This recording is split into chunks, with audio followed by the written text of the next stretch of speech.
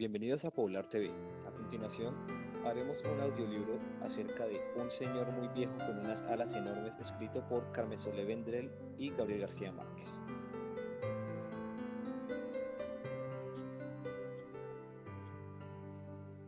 Al tercer día de lluvia, habían matado tantos cangrejos dentro de la casa que Pelayo tuvo que atravesar su patio anegado para tirarlos en el mar, pues el niño recién nacido había pasado la noche con calenturas y se pensaba que era a causa de la pestilencia. El mundo estaba triste desde el martes. El cielo y el mar eran una misma cosa de ceniza, y las arenas de la playa, que en marzo fulguraban como polvo de lumbre, se habían convertido en un caldo de lodo y mariscos podridos. La luz era tan mansa al mediodía que cuando Pelayo regresaba a la casa después de haber tirado los cangrejos, le costó trabajo ver qué era lo que se movía y se quejaba en el fondo del patio. Tuvo que acercarse mucho para descubrir que era un hombre viejo, que estaba tumbado boca abajo en el lodazal y a pesar de sus grandes esfuerzos no podía levantarse, porque se lo impedían sus enormes alas. Asustado por aquella pesadilla, Pelayo corrió en busca de Elisenda, su mujer, que estaba poniéndole compresas al niño enfermo, y la llevó hasta el fondo del patio. Ambos observaron el cuerpo caído con un callado estupor. Estaba vestido como un trapero. Le quedaban apenas unas hilachas descoloridas en el cráneo pelado y muy pocos dientes en la boca. Y su lastimosa condición de bisabuelo ensopado lo habían desprovisto de toda grandeza. Sus alas de gallinazo grande, sucias y medio desplumadas, estaban encalladas para siempre en el lodazal. Tanto lo observaron y con tanta atención que Pelayo y Elisenda se sobrepusieron muy pronto del asombro y acabaron por encontrarlo familiar. Entonces se atrevieron a hablarle, y él les contestó en un dialecto incomprensible, pero con una voz de navegante. Fue así como pasaron por alto el inconveniente de las alas y concluyeron con muy buen juicio que era un náufrago solitario de alguna nave extranjera abatida por el temporal. Sin embargo, llamaron para que lo viera a una vecina que sabía todas las cosas de la vida y la muerte, y a ella le bastó con una mirada para sacarlos del error. Es un ángel, les dijo. Seguro que venía por el niño, pero el pobre está tan viejo que lo ha tumbado la lluvia. Al día siguiente, todo el mundo sabía que en casa de Pelayo tenían un cautivo ángel de carne y hueso. Contra el criterio de la vecina sabia, para quien los ángeles de estos tiempos eran sobrevivientes fugitivos de una conspiración celestial, no habían tenido corazón para matarlos a palos. Pelayo estuvo vigilándolo toda la tarde desde la cocina, armado con su garrote de alguacil, y antes de acostarse lo sacó a rastras del lodazal y lo encerró con las gallinas en el gallinero alambrado. A medianoche, cuando terminó la lluvia, Pelayo y Elisenda seguían matando cangrejos. Poco después, el niño despertó sin fiebre y con deseos de comer. Entonces, se sintieron magnánimos y decidieron poner al ángel en una balsa con agua dulce y provisiones para 3 días, y abandonarlo a su suerte en alta mar.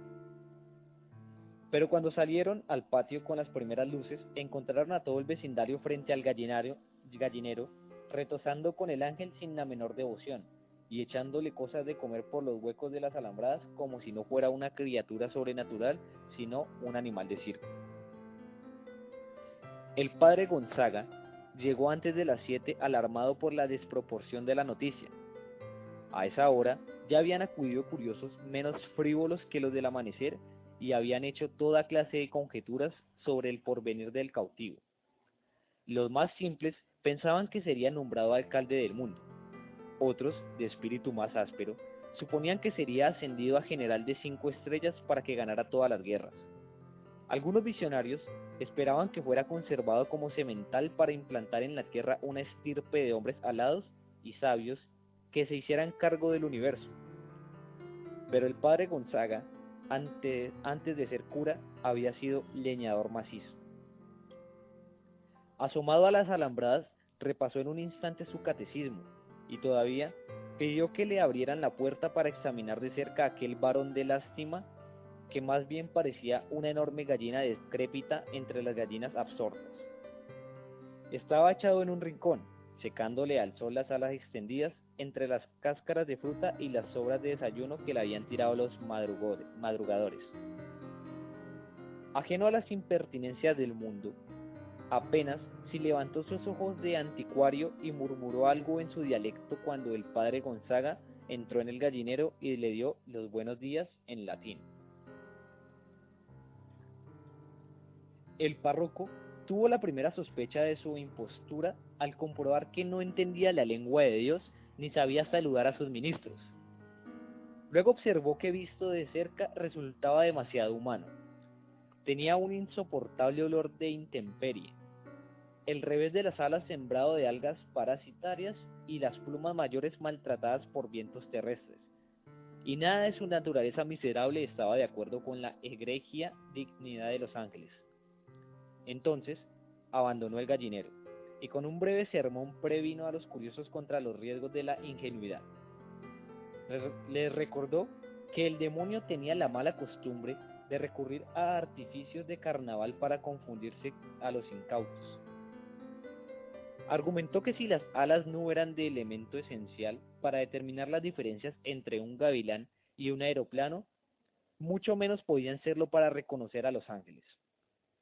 Sin embargo, prometió escribir una carta a su obispo, para que éste escribiera otra a su primado y para que éste escribiera otra al sumo pontífice, de modo que el veredicto final viniera de los tribunales más altos. Su prudencia cayó en corazones estériles.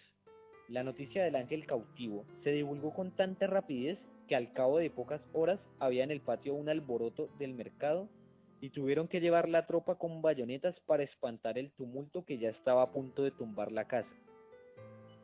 Elisenda, con el espinazo torcido de tanto barrer basura de feria, tuvo entonces la buena idea de tapiar el patio y cobrar 5 centavos por la entrada para ver al ángel.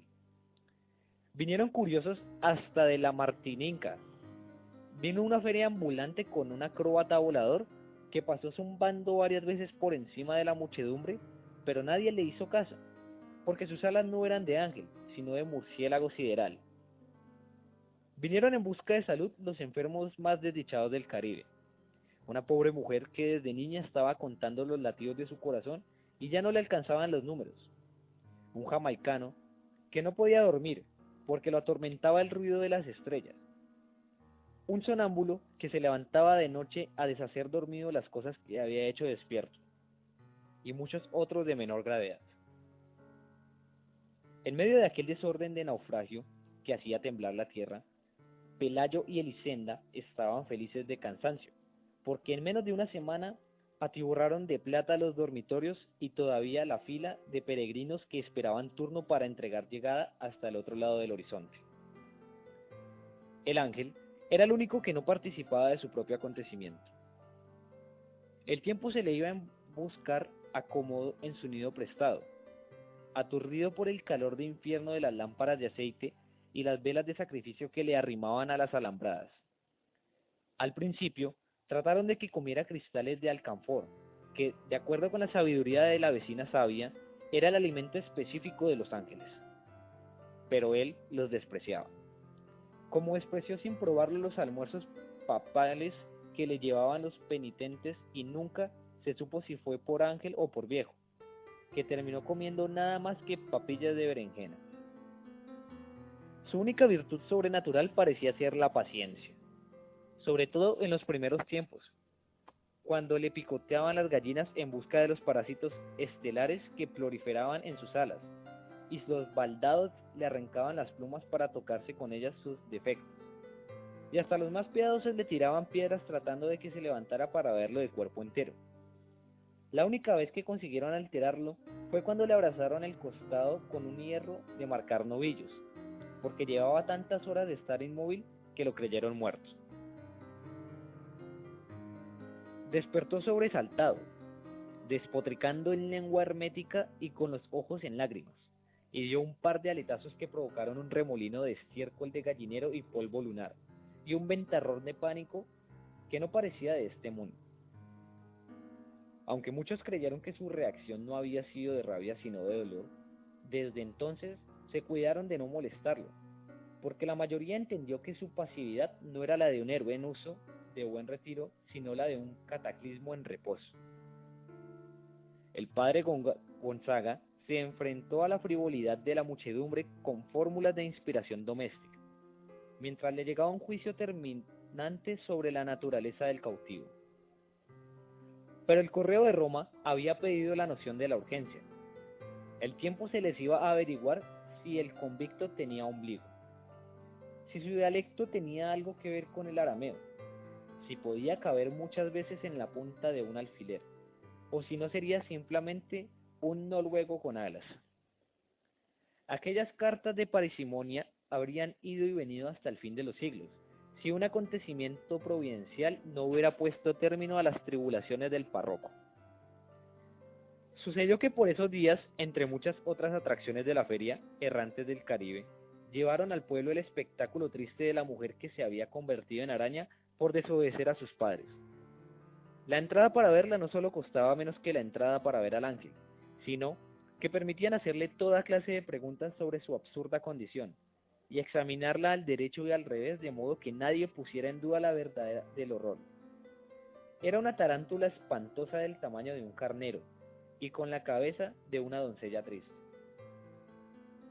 Pero lo más desgarrador no era su figura de disparate, sino la sincera aflicción con que contaban los pormenores de su desgracia. Siendo casi una niña, se había escapado de la casa de sus padres para ir a un baile, y cuando regresaba por el bosque después de haber bailado toda la noche sin permiso, un trueno pavoroso abrió el cielo en dos mitades y por aquella grieta salió un relámpago de azufre que la convirtió en araña. Su único alimento eran las bolitas de carne molida que las almas caritativas quisieran echarle en la boca. Semejante espectáculo, cargado de tanta verdad humana y de tanta temible escarmiento, tenían que derrotar sin proponérselo al de un ángel, despectivo que apenas si se dignaba mirar a los mortales.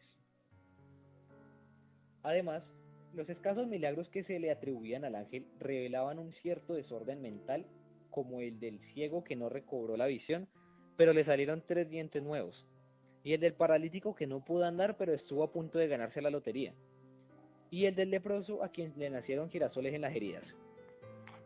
Aquellos milagros de consolación que más bien parecían entretenimientos de burla, habían quebrantado ya la reputación del ángel cuando la mujer convertida en araña terminó de aniquilarla. Fue así como el padre Gonzaga se curó para siempre del insomnio y el patio de Pelayo volvió a quedar tan solitario como en los tiempos en que llovió 3 días y los cangrejos caminaban por los dormitorios. Los dueños de la casa no tuvieron nada que lamentar. Con el dinero recaudado, construyeron una mansión de 2 plantas con balcones y jardines, y con sardineles muy altos para que no se metieran los cangrejos de invierno, y con barras de hierro en las ventanas para que no se metieran los ángeles. Pelayo estableció además un criadero de conejos muy cerca del pueblo, y renunció para siempre a su mal empleo de alguacil, y Elisenda se compró unas zapatillas satinadas de tacones altos y muchos vestidos de seda tornasol, de los que usaban las señoras más codiciadas en los domingos de aquellos tiempos. El gallinero fue lo único que no mereció atención. Si alguna vez lo lavaron con creolina y quemaron las lágrimas de Mira en su interior, no fue por hacerle honor al ángel, sino por conjurar la pestilencia de Muladar, que ya andaba como un fantasma por todas partes y estaba volviendo vieja la casa nueva. Al principio, cuando el niño aprendió a caminar, se cuidaron de que no estuviera muy cerca del gallinero. Pero luego se fueron olvidando del temor y acostumbrándose a la peste, y antes de que el niño mudara los dientes, se había metido a jugar dentro del gallinero, cuyas alambradas se caían en pedazos.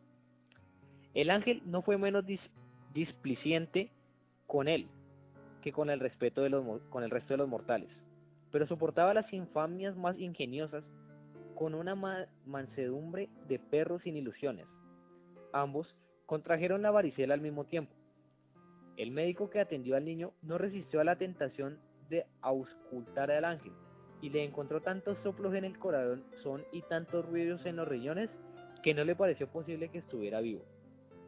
Lo que más le asombró Sin embargo, fue la lógica de sus alas. Resultaban tan naturales en aquel organismo completamente humano que no podía entender por qué no las tenía también los otros hombres. Cuando el niño fue a la escuela, hacía mucho tiempo que el sol y la lluvia habían desbaratado el gallinero. El ángel andaba arrastrándose por acá y por allá como un moribundo sin dueño. Lo sacaban a escobazos de un dormitorio y un momento después lo encontraban en la cocina. Parecía estar en tantos lugares al mismo tiempo que llegaron a pensar que se desdoblaba, que se repetía a sí mismo por toda la casa, y la exasperada Elisenda gritaba fuera de quicio que era una desgracia vivir en aquel infierno lleno de ángeles. Apenas si podía comer, sus ojos de anticuario se le habían vuelto tan turbios que andaba tropezando con los horcones y ya no le quedaban sino las cúnulas peladas de las últimas plumas.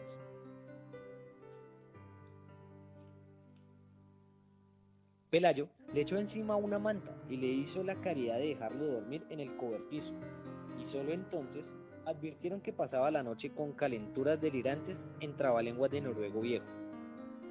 Fue esa una de las pocas veces en que se alarmaron porque pensaban que se iba a morir y ni siquiera la vecina sabia había podido decirles qué se hacía con los ángeles muertos.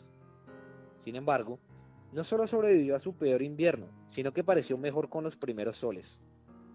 Se quedó inmóvil muchos días en el rincón más apartado del patio, donde nadie lo viera, y a principios de diciembre empezaron a nacerle en las alas unas plumas grandes y duras, plumas de pajarraco viejo, que más bien parecían un nuevo percance de la decrepitud.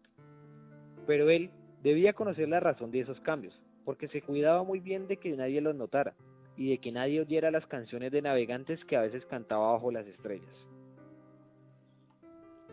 Una mañana, Elisenda estaba cortando rebanadas de cebolla para el almuerzo, cuando un viento que parecía de alta mar se metió en la cocina. Entonces se asomó por la ventana y sorprendió al ángel en las primeras tentativas del vuelo. Eran tan torpes que abrió con las uñas un surco de arado en las hortalizas y estuvo a punto de desbaratar el cobertizo con aquellos aletazos, indignos que resbalaban en la luz y no encontraban así dinero en el aire, pero logró ganar altura. Elisenda exhaló un suspiro de descanso por ella y por él, cuando lo vio pasar por encima de las últimas casas, sustentándole de cualquier modo con un azaroso aleteo de buitre senil. Siguió viéndolo hasta cuando acabó de cortar la cebolla, y siguió viéndolo hasta cuando ya no era posible que lo pudiera ver, porque entonces ya no era un estorbo en su vida, sino un punto imaginario en el horizonte del mar.